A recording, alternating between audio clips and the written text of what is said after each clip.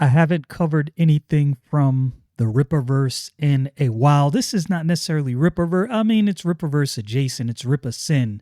And I wanted to cover this. I've never been a huge fan of anti-heroes. I do like some. It's not like I don't like them at all. I read Spawn during its initial release, initial launch. I still have those books. I think I bought like maybe 2 or 3 issues, and it just wasn't my thing. I'm not really much for the darker side of comic books.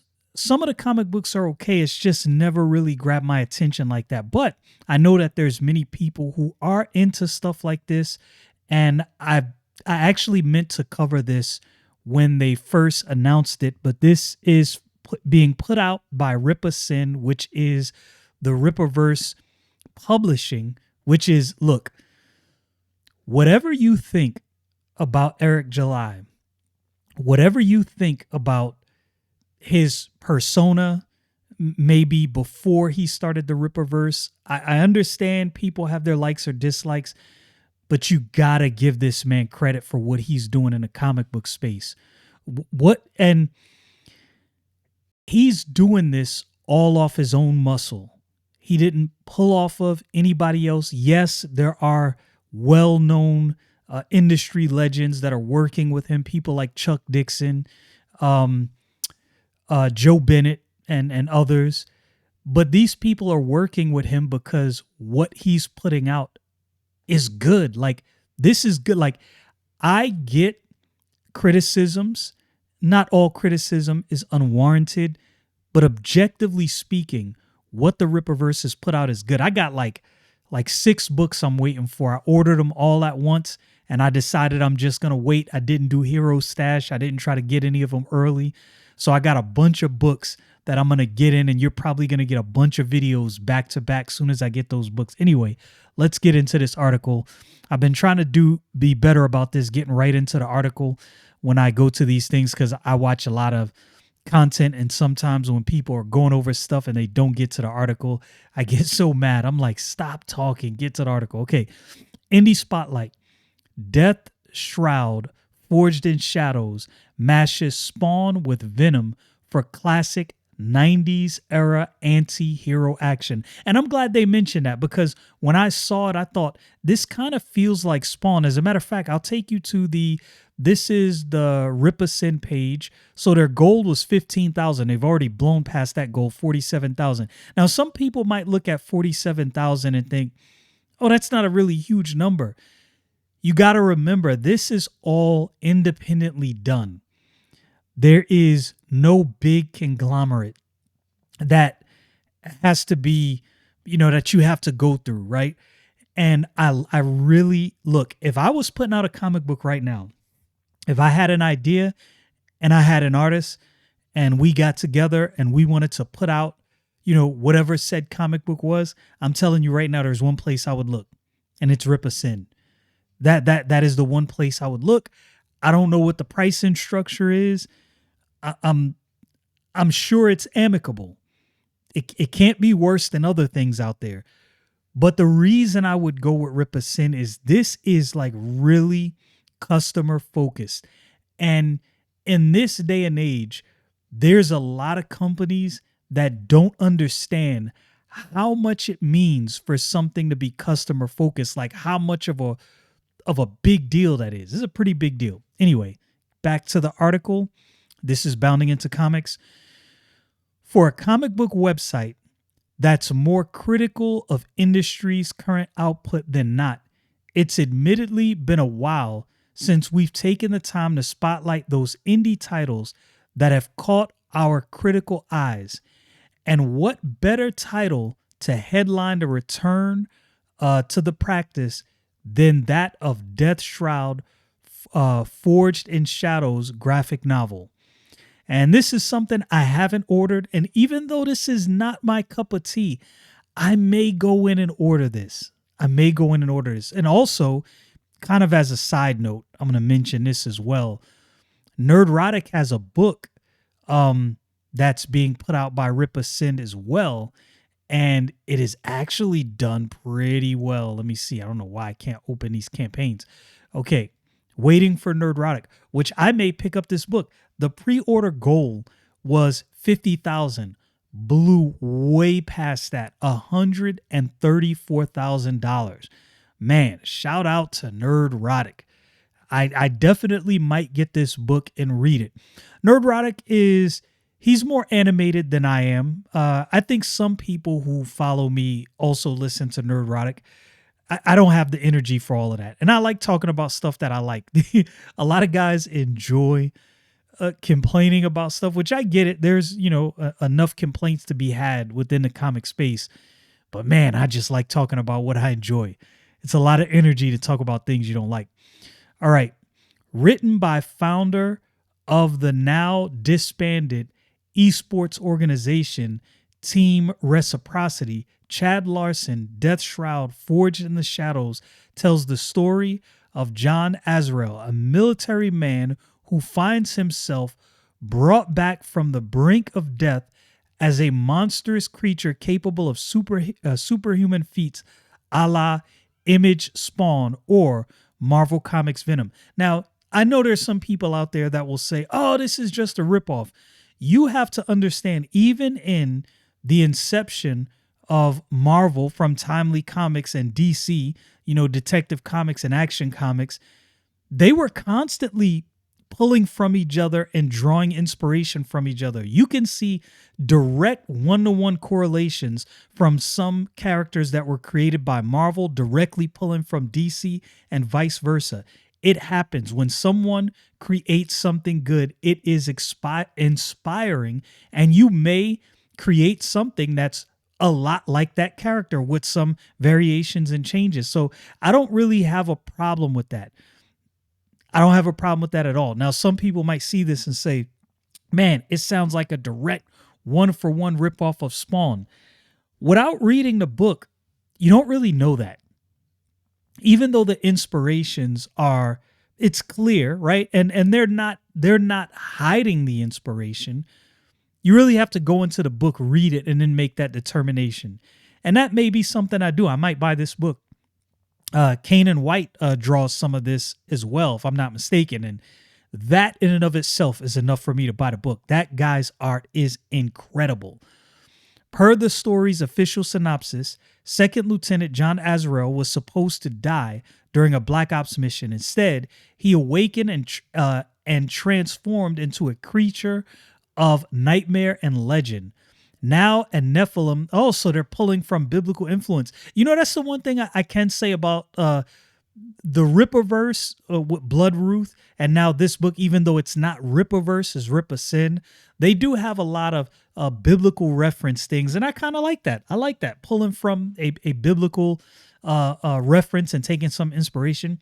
Now a Nephilim, one of the forbidden children of the angels, John becomes a target in a celestial conspiracy hell-bent on wiping out humanity. With both heaven and hell aligned against him, that's kind of odd. That's an interesting one.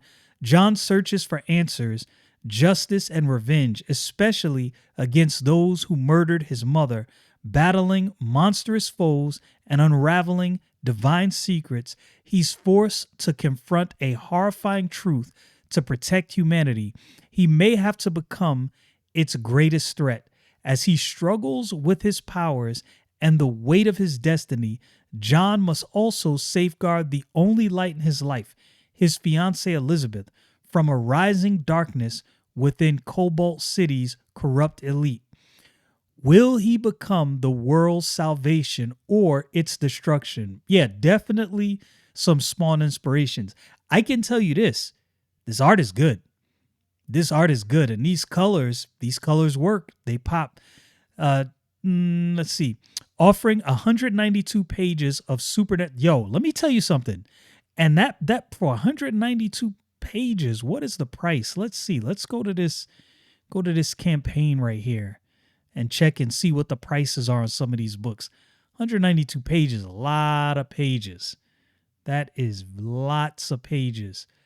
Let's see, got the poster, got the t-shirt, 45 to 60 bucks. That's not bad. So cover A is $52. Cover B, foil embossed, that figures $60.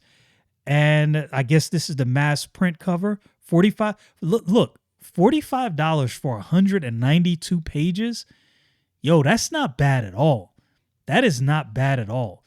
I think this is where indie comics are really outdoing the big two. Is, man, they're offering more for your money, in my opinion. Imagine how many comic books you can break that up into. 192 pages. I'm not going to try to do the math right now, but you get it. Okay. 192 pages of supernatural, anti-hero. Death Shroud, Forged in Shadows collects the material found in the series previously released Death Shroud #1, Giant Size, and Death Shroud #2, as well as 96 pages of brand new material as illustrated by noted Rippaverse artist Caanan White and current DC cover artist Ken Marion, and colored by Daniel Erm, Night Wrath Volume 1, and Andrew Dahlhaus, Spirits of Vengeance Volume 2. Published through Larsson's own Death Dream Key Studios, the collection is currently up for order via the Rippaverse's in-house RippaSend fulfillment service, with fans able to get their choice of 4 covers as illustrated by Marino Victor Bognovic, Action Comics Volume 1, and Ryan Stegman, Venom Volume 4, and Brett Booth. Brett Booth, really? Yo, hold up now. Hold up. Let me read that again and make sure I understood that correct. Brett Booth is one of my favorite artists. Currently up for order via the Rippaverse in-house RippaSend fulfillment services, with fans able to get their choice of 4 covers as illustrated by... Hold up. Why did I not know this? Wait a minute. So which one is done by Brett Booth? I don't see his name here. Am I bugging? Did I read that wrong? Let me read this again. Cover A, transformed into fearsome, blah, blah, blah. Artist Victor Bogdanovic. Okay. Yeah. I don't know why it was so hard for me to pronounce that. Illustrator Ryan Stegman. Colorist Daniel Earn. Yeah, I don't see. Why did they say? I am confused. Let me read that again. Published through Larsson's own Dream Key Studios, the collection is currently up for order via the Rippaverse's in-house RippaSend fulfillment service, with fans able to get their choice of 4 covers as illustrated by Marino Victor Bogdanovic, Action Comics Volume 1, Ryan Stegman, Venom Volume 4, and Brett Booth, Teen Titans. I don't see the Brett Booth cover. Maybe I am bugging. Am I bugging? I'm bugging. Am I missing a name? No, that's all the covers. Yo, somebody let me know what's going on. Am I missing something? I think I'm missing something. Yeah, because I don't see anywhere in here a cover illustrated by... Oh, no, here it goes right here. Cover D. Hardcover illustrated by Brett Booth. Get out of here. Yo, that's crazy. So A, B. So where is cover D? I don't see cover D. Maybe they sold out. Maybe that's what it is. They sold out. Now, I'm going to go explore it now because now I'm interested. Like I said, Brett Booth is one of my favorite artists. I'll go another time and explore that. He's one of my favorite artists of all time. That's one of those dudes who can do no wrong. Now let's get back to where I was. Let's see, 96 pages, Brett Booth. Okay, after going on that side quest, now in the interest of transparency, it should be noted that this is not a paid promotion of any kind, nor do I have a personal relationship with Larsson.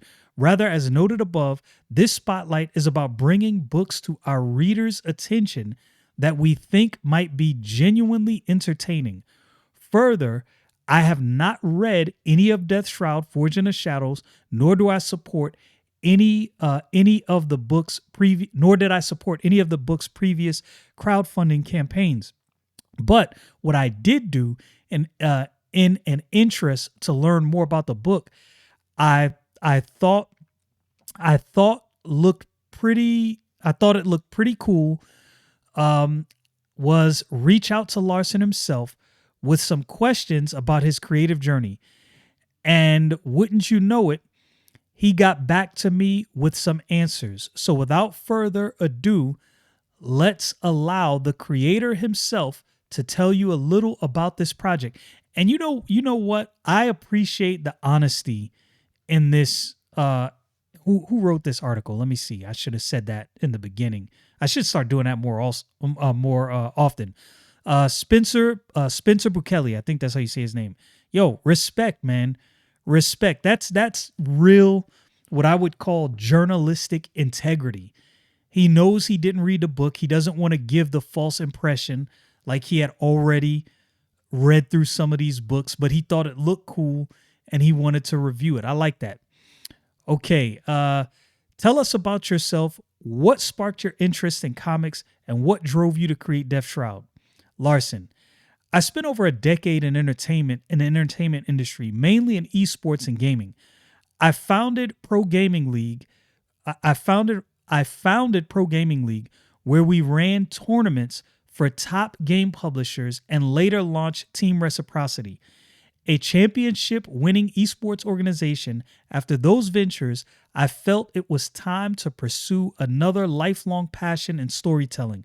I've always been drawn to powerful narratives across games, movies, and comics. Creating my own comic universe felt like a natural next step.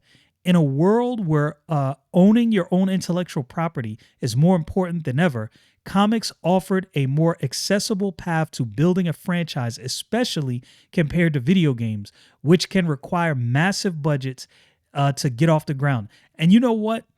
This is why I am more enthusiastic and excited about the comic book space than probably most people. One is, I think the growing competition is going to put a fire under the big two at some point. Maybe not now, maybe later. But even if they're not on top for the long haul, there will be somebody that takes up that space. I don't think comics are just going to go away and completely die. Let's see. Why did you feel now was the right time to revive him? Larsson.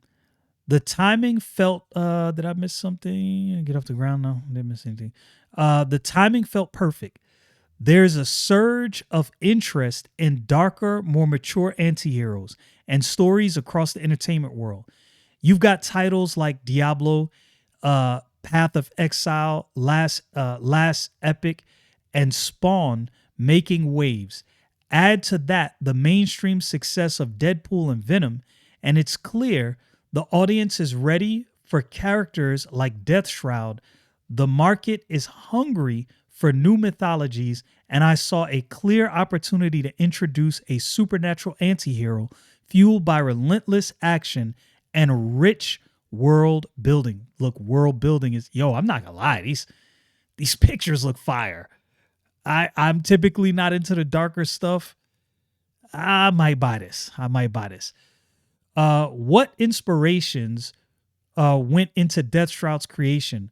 Are there any particular fan bases you think would be interested in his escapades? Death Shroud is inspired by some of my favorite franchises, including Diablo, Darksiders, and Spawn and Venom. Visually, I aim to capture the detailed, gritty aesthetics that made 90s comics so iconic. I grew up on the works of Todd McFarlane. Yeah, I could tell. Greg Capullo and Mark Silverstreet, some of my favorite artists right there. What's the most recent Greg Capullo I've read?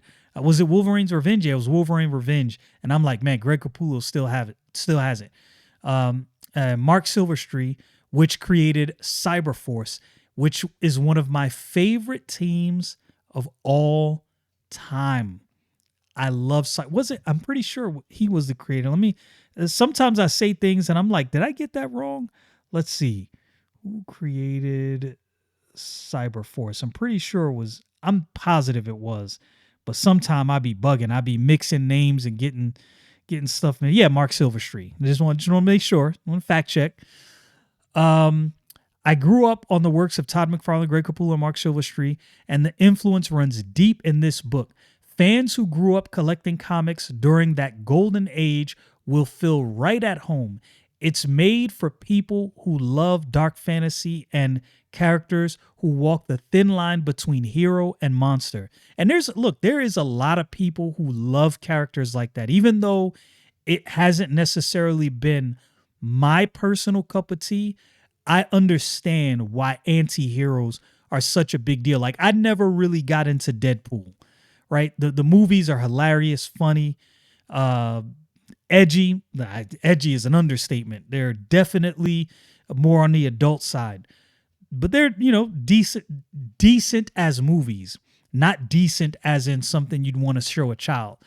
But I've never really got into these characters, although I understand the allure of these characters. How did you come to work with such notable artists like Ryan Stegman and Ken Marion and Andrew Dahlhaus Larsson?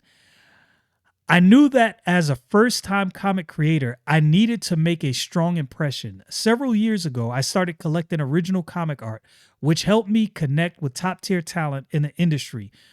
From there, I built solid pitch, invested heavily in the project upfront, and approached each artist with a clear vision. They saw the potential and came on board, and I couldn't be more grateful for what they brought to Death Shroud. And I think this is, in my humble opinion, the new way to bring comics to the forefront. And there's a key thing he said here. He said, I knew at first, and several years ago, I started collecting original art, connected to top-tier talent.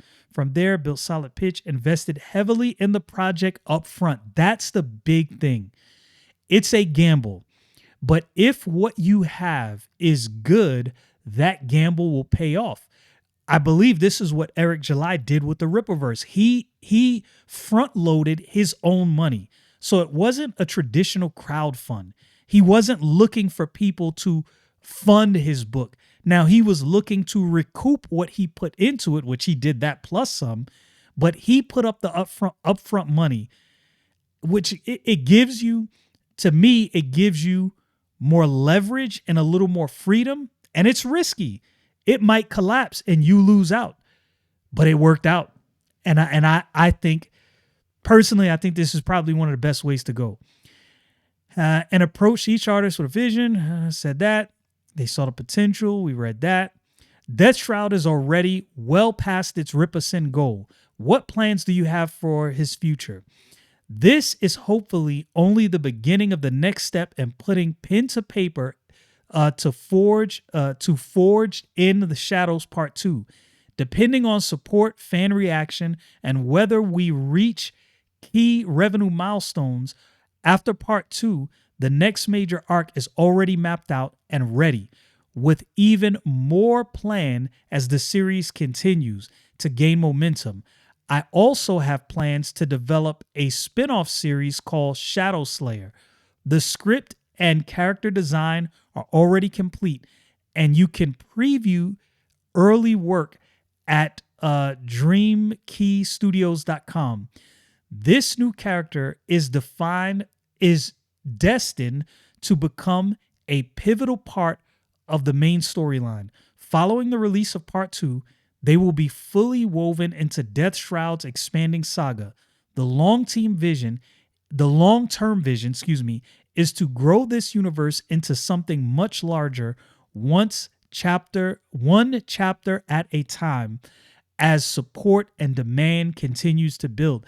And this is why I say having that upfront money, doing that upfront, I think gives more leverage to the creator to make a determination on what to do next. because you're not waiting on a crowdfund. All you're really waiting for is to see crowd response. If the crowd responds well, then you bring them more. I like it. Do you have any creative plans outside of Death Shroud? At the moment, all my energy is focused on Death Shroud. That said, I'm always open to collaborating on other projects if they align with my creative passion, whether it's comics, games, or film. I'm excited about building new worlds when the timing and concept are right. That's a good approach. You can snag your copy of Death Shroud, Forged in the Shadows Part 1 today, but act fast as the collection's availability window ends on August 29th. So I may before August 29th buy me a copy. I may pick up a copy. I might see if maybe that Brett Booth copy is in there somewhere and I missed it, because that's definitely something I would be interested in. But yeah, I think the comic book space is actually doing well. I think if you're expecting what we are normally used to from comic books and you're looking for the traditional model and you think, well, if I don't see that model, then it must be failing. I think things are just changing. And I'm not saying that the old model is going to go away or the old companies are going to disappear, but they're not guaranteed to be on top forever. Now, maybe they are. But I think there's a lot going on in comic books to be excited about.